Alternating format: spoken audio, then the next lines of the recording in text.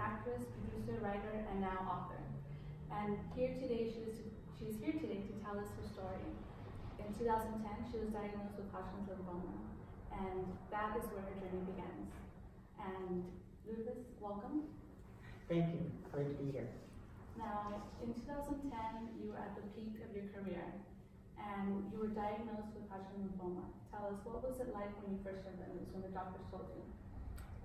Well, what was interesting is because 3 years prior, I was wanting to be a difference, and my career was doing really great as an actress. I held a holding deal with CBS. I was about to be considered to be a nominee for an Emmy on the role as Anna Rodriguez on Without a Trace, and things were great. I hosted a TV show. It was just going amazingly well. And then I had these things that would show up, lumps and stuff, and I always knew that something was off. And I kind of knew it was cancer, but I didn't want to be told. So when I finally went there and was told, and it was confirmed, I got in my mind, okay.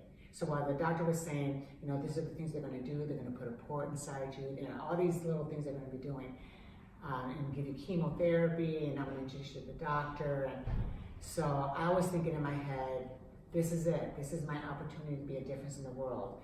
I'm going to pick up a camera. I'm not going to do chemotherapy or radiation. I'm going to figure this out. I'm going to be the guinea pig, and I'm going to follow myself through this documentary, showing people what works and what doesn't work, and what I can do to turn it around. And so you said, okay, I'm not going to say it. I'm not going to do what they're telling me to do. I'm going to do my research and find other options. Was everyone on board with you? Your friends, your family? No.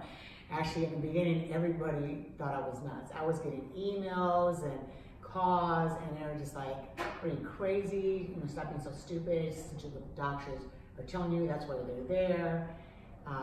Think about it, it's your life." And I said, exactly, it's my life. And I want to figure this out. I don't want to do something destructive to my body. My body has already got something going on. I don't want to feed it and make things worse. And so it was just a battle. And they would go, they would tell me, so-and-so did it and they're fine. I'm like, yeah, but they have all these health issues and they had cancer like 3 or 4 times more. And then we had others that they would have cancer come back several times and then they would die horribly. I'm like, that's not my route. That's not going to be my journey. And so I made a stand and I did it how I was going to do it. I read so many books and spoke with so many people who beat cancer naturally that it just gave me more power, more inspiration to do it. And did you have a group? Eventually, you had your own support group. Your husband was part of documenting everything. And what was that like for him? Were you like, no, I don't want you to record this, or limit yourself to certain things that you're going to document? Well, with my husband, I love him to death. He's such an amazing man. I really hit the lottery with him because he was actually in the beginning very against it. But he was that type of person where he just supports. And, there was a moment where we would always be joking when I pick him up from work, and he just didn't joke anymore. And I knew something was going on, so I told him, I was like, so how are you feeling? He's like, I'm fine. I'm like, no, in order for this to work, in order for us to work as a team and move forward and be successful in what we're doing, we need to share what we're feeling. And be on the same page. Yes. And he just started crying and said, I don't want to lose you. I'm terrified I'm going to lose you because you're doing it this way. And so I said, okay. I said, I promise you, you're not going to lose me. But what we have to do together now is that you have to do the research with me. So he starts doing research and he starts seeing all this stuff and he's like, I think you're right. So then he started being okay with it. And he picked up the camera, he started recording it with me. There was things that, when it got very scary at times, he got worried. Because he was just like, is this gonna work? And there was a time when he found out, because anytime I find something new, I want to investigate it. And I want to be the one using myself in that investigation. And go more in depth and find out more about what exactly is this and what exactly is that going to do to my body and what are, other people have used this route, what has been their experience. So now, the document was released in the film festival? Yeah, it was in several film festivals and won several awards. And now we just got distribution, and I'd say like the next couple months will be released in different platforms. So we'll know more when we get closer to that, but it'll be on our website. But yeah. And from that document, you decided to write a book. Yes. And the book is called Our journey to option C. Yes, our journey to option C. Now tell us why specifically that you chose to include option C in the title, not just in the title of your book, but also in the title of your documentary. Yes. Well, because I realized that we've always had these two options. You know, option A was you just do everything the doctor tells you to do. Option B is, which I met many people, including my dad, was one of them. Option B, people choose not to do anything at all. Like they don't want to do chemotherapy and they don't want to try to fight it. They just feel, I'm just going to live my life, I'm not changing anything. This is just God's will, this is what's going to happen. Yes. It was meant to be, this is where my journey is going to end. Whatever happens, it will happen. Yes, exactly. And then I found that there were a few people, you know, and I mean few by, you know, because there's billions of people on the planet. So 1 million is nothing compared to billions. So I found like, you know, all these people all around the world that have fought cancer naturally. I had actually two friends who fought cancer naturally, and I started asking them questions and what they do, and you know what was their process, and I started jotting that down and started trying those things, and so I was just trying different things on what helped and what I saw different. If I improved, that's what I kept doing. If I didn't see much difference, I just no change, then I didn't waste my time. I just kept moving forward with things that I thought worked for me. And you're right, you talked about, you found a group of people that do go the natural way, do find other options and decide not to listen to the doctors, or do specifically what doctors tell you to do or ask you to do. Because we all know someone in our life that has had cancer, any type of cancer. And we know people that have taken those natural options, and we see where they are today versus someone that's only followed the medical, what doctors have told you to do. Yeah. Now, in this option C, what does option C consist of? Is it just strictly only doing the natural, you know, holistic way, only having those, you know, natural remedies, or are you including also what maybe a doctor is asking you to do? Yeah, option C is literally taking your life into your own hands, taking that power. There's something about having your own power and knowing exactly what you're going to do in your focus. So if a doctor tells you, try this, you don't just do it. You investigate, how is this going to benefit me? Are there side effects? Right. Are those side effects worth it?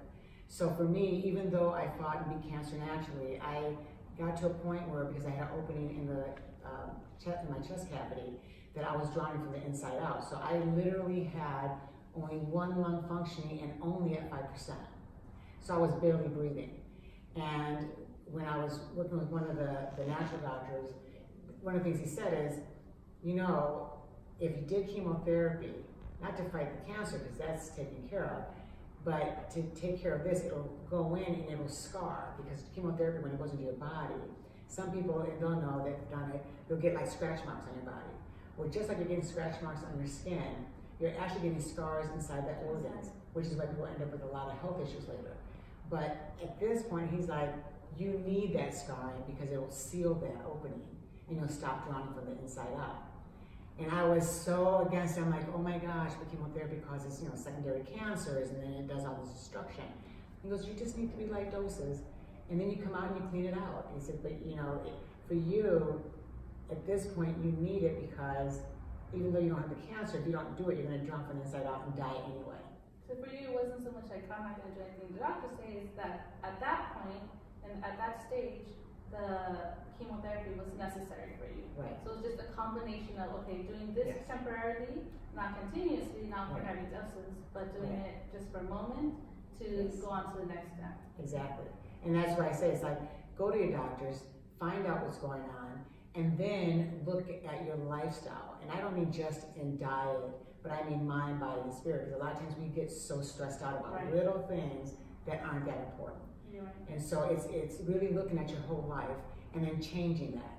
And then looking at things that you do need. If there's things that you need for temporary use, then you use it. But if you're like, I'm taking this because I have to take it because I don't, and you're taking it permanently, then there's the issue. And that's where I look at things and go, no, our bodies are perfectly made. That's the reason why if you get it cut, it heals. It doesn't stay cut forever. Right. You know, if it does stay cut forever and there's an issue, then there's something in your diet you need to change so that it starts doing its job. And that's, so my whole thing is to educate people to do things in your life now that you can, like even me, like for me, here's an example. Before I got sick, I'm vegan now. I wasn't vegan then.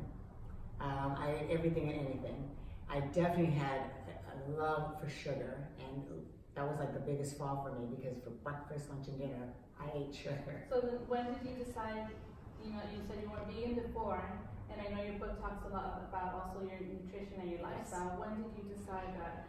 Was it right after you were cancer-free? Was it a few months afterwards? Or was it just I'm cancer-free and I've been following this diet or this specific routine, I'm going to continue with it? When did you decide to just go the natural way and change your nutrition? Well, the moment I started doing my research and started learning about all things that are cancer feeders, animal product was one of them. They were the highest on the top of the list, like what is it would be meat, to that? dairy, those are the things that are cancer feeders. And sugar was right there with it. And so I was like, okay, so I'm going to avoid that. Anything that was acidic in the body, I didn't touch. It had to be where it was very alkaline. I needed to bring my pH level up. And that had to do with lots of fruits and vegetables and grains and nuts and seeds. And it was like the whole combo of things. And a lot of juicing. Juicing was very important. And I know people mix juicing with smoothies, but I don't mean smoothies. Smoothies is something you just blend in something and then you drink it. Because when you're trying to turn your life around, when you've got a health issue, whether it's cancer, diabetes, whatever, you're feeling like if you have a health issue, you want to saturate your cells. And the way to saturate it is you put in different types of drinks like celery and cucumber and kale, which you'll find in my book. I have Actually, different it's not just recipes. the fruit, it's not just the protein powder, it's not just No. sugar. Because like you said, Everybody, has sugar. yeah. We buy everything from packages from Yes. plants, and it's like, okay, Yes. it's so easy, let me take this. Yeah, so the important part for the juicing is because when you juice, you're pulling out the insoluble fiber. Right. And you're keeping the soluble fiber and the protein and the minerals and the nutrients and the vitamins. So now your body doesn't have to slow down because of the insoluble fiber. When it goes into the intestinal area, and then it just saturates your cells, and your cells start regenerating. So that's how, and all of this, you mentioned it in this book. There's even recipes. Like I have, in my book, you have the love story, what it took to be a team, to turn this around, the things that I did, and then I included all the recipes. I included links to certain things that minerals and nutrients that I like to buy specifically, that I trust, so that they don't go, where'd you get it? So everything that I literally did and tried is all in this book. Yeah. And currently right now, where can we find this book? If, I want to go out there and buy it and get all this information and have access to, in one book, all the resources, where can I find it? It's on Amazon Prime right now. Perfect. So you can get it there or on Kindle as well. So to all of our viewers, I know that many of you would love to read about Luthis's story and her journey, and this book allows you to have an inside depth to that, and allows you to have access to everything that she was able to research and investigate for us. You have easy access to it right there. So if you go onto Amazon Prime, you'll be able to find this book, and right now we're in production with the movie, so shortly then you'll have access to also see the movie. yes, Thank you again, Candace, for joining us. It was a pleasure to have you today. thank you.